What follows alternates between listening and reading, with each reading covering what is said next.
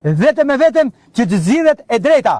Nuk po kërkoj unë që të bëhem pronar. Atëherë jemi këtu me banorët e fshatit Rjoll, pikërisht ku po ndërtohet padrejtësisht në pronat e tyre. Një ndër përfaqësues të banorëve prek molla të na sqaroj me pak fjalë se ku qëndron padrejtësia që po ju bëhet ju. Ne këtu jena për arsye sepse kjo firma këtu, firma e Ulaj, ka hyrë në pronën tonë. Edhe vjet kanarë kanë hyrë këtu poshtë për ndërtim. Po. Çështja është Dhe ata na nxorën një leje edhe vjet.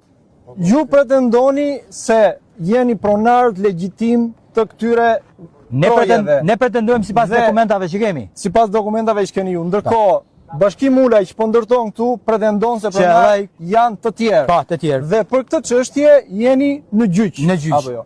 Keni fituar shkallën e parë dhe vërtet. jeni në apel. Jemi në apel. Siç ma shpjeguat ju. Jemi në apel. A ka një vendim gjykate nga apeli? Jo, nuk ka. Me datën 16 kena seancën e radhës, seancën gjyqësore të radhës, se jeta njerëz, ta policë që janë këtu, me shkuën shtëpit veta ai, me nal punimet dhe ne mu përplas me dokumentat tona dhe të ati.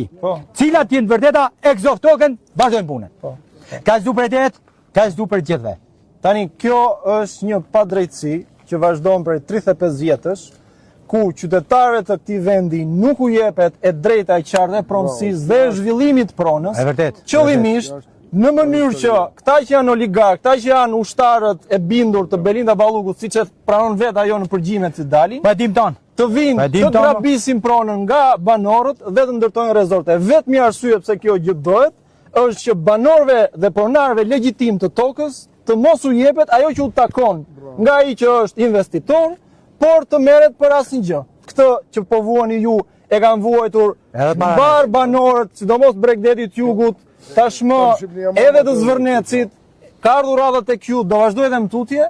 Dhe bravo qoftë që reagoni, detyra e gjithëve ne që merremi me politikë është që të vinë dhe t'ju mbështesim. Unë i përshles ty dhe gjithë secilin që vjen këtu në mbështetjen tonë, vetëm e vetëm që të zgjidhet e drejta.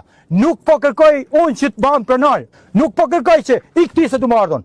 Jo e zotni. Të ikin ai që i ka falso. I kam çu provat në spak, i ka spaku dhe nesër. Ju që keni ardhur, keni marrë mundimin, keni ardhur tu, na lumturoni prapë nëse vini të spaku në orën 10. Nesër në orën 10. Patjetër.